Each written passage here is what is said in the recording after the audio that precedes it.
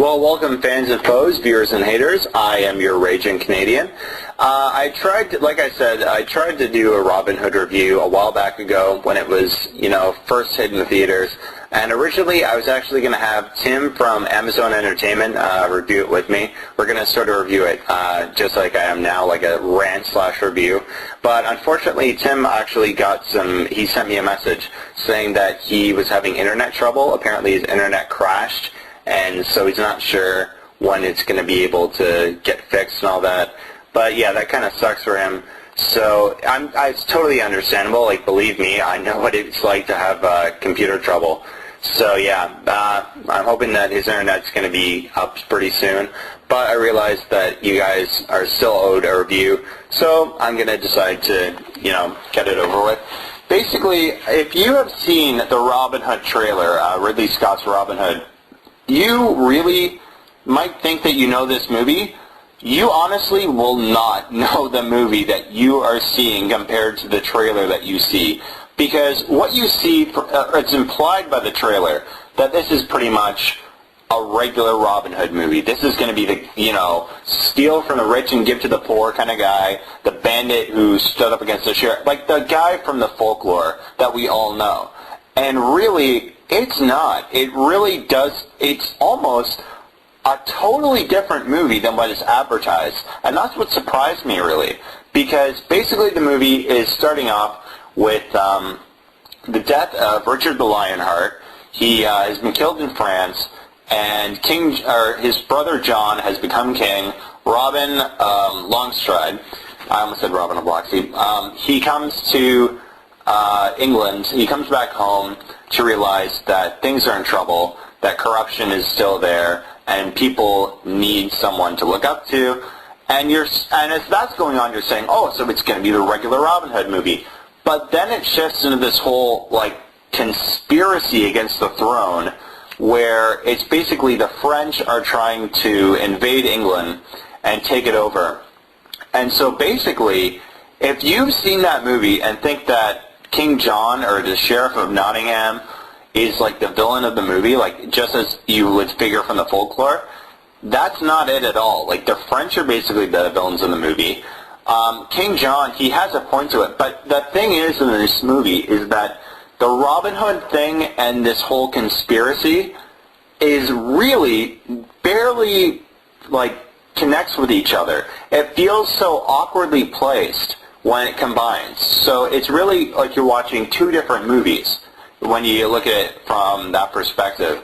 And that's sort of the problem with that movie, is that you really don't advertise it like a Robin Hood movie. Or yeah, you do advertise it like a Robin Hood movie, but the problem is you don't really get a Robin Hood movie when you see this. You see hints of it, you definitely do. It's somewhat of an origin story, but the problem is the origin story feels like almost 45% of the movie, and the other 55 is the real movie, which is this whole conspiracy.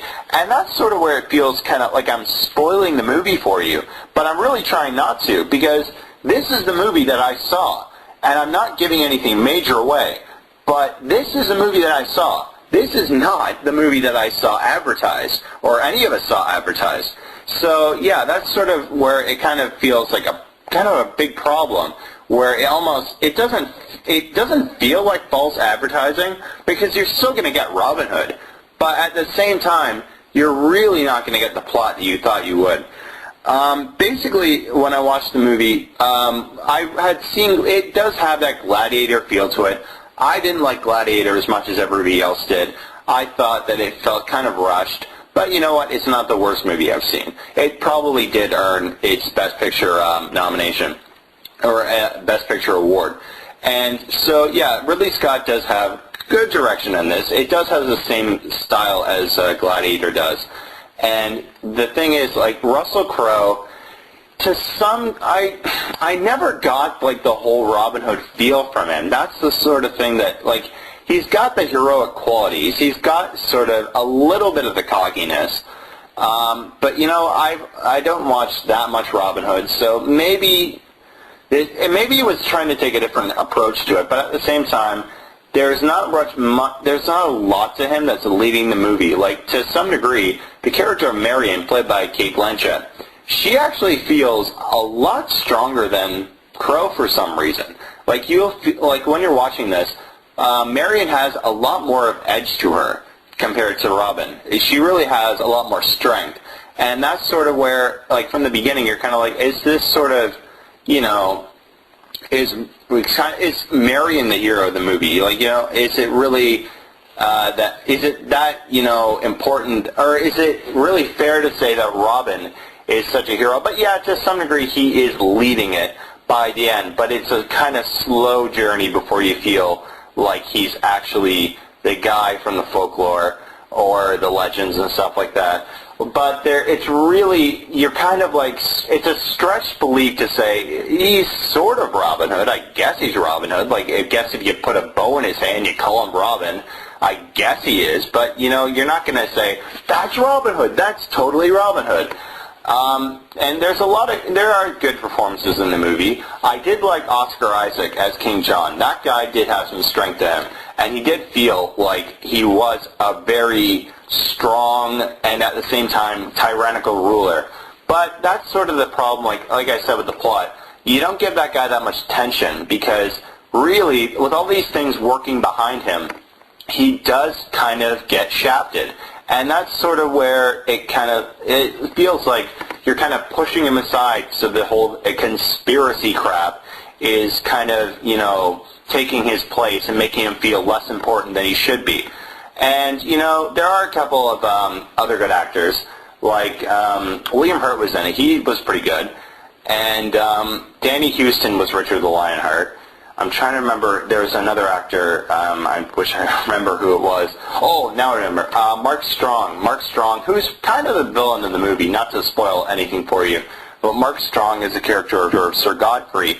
I thought that he really played this character well, because he really did have a lot of threat to him. He definitely fights pretty dirty, and he's definitely hiding his intentions well. But at the same time, there are a couple of things to it that feel like, you know, compared to an actor, like, I'm not trying to rate one actor above the other, but it's sort of a thing where the strength, with a character who's so strong as King John, compared to a character like Godfrey, it's kind of like, are you really putting so much effort into this character when the real antagonist is Godfrey?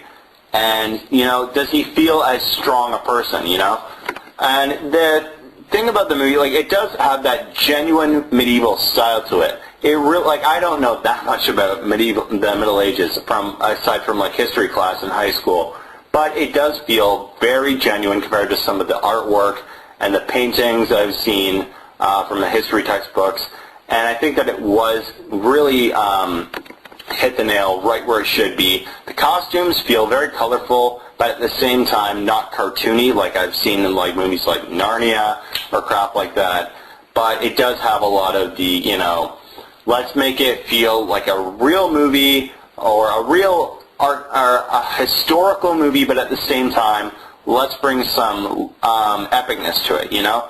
That's sort of where I think Ridley Scott's direction really does give it a very larger-than-life impact to it, but at the same time it does, I don't know that much about the like history with realistic characters like King John or Richard the Lionheart, but I know that it really does feel like the movie does, it feels like it has a place in history, I can say that much. Excuse me, but basically the movie does have a lot of good action to it. It's got great music that flows so majestically with all the scenes, when it's emotional, when it's something that's going to pump you up, with the action, and all this stuff in between. But at the same time, it doesn't really feel, like I said, it doesn't have that, it doesn't feel like it's earned the title Robin Hood. That's where I think it, and not just Russell Crowe, the movie itself doesn't feel like it's earned the title Robin Hood. You will feel like it's something that has good, it's got effort to it, but it feels like almost two movies that you're very, very, like, aggressively forcing together. That's what I'd say. But, you know, it does have, it has good qualities to it, but it really doesn't feel like a Robin Hood movie. And it's not going to be the sort of, anybody who's fans of the folklore will only see very strong, you'll see a few strong hints towards the legend, but you're not going to walk out of this feeling like it's something to be worthy of like a movie with Errol Flynn in it or anything like that. So yeah, that was Robin Hood. I'd probably have to give it a 4 out of 10. That's probably going to be my rating. So yeah, Robin Hood, that was my rating for Ridley Scott.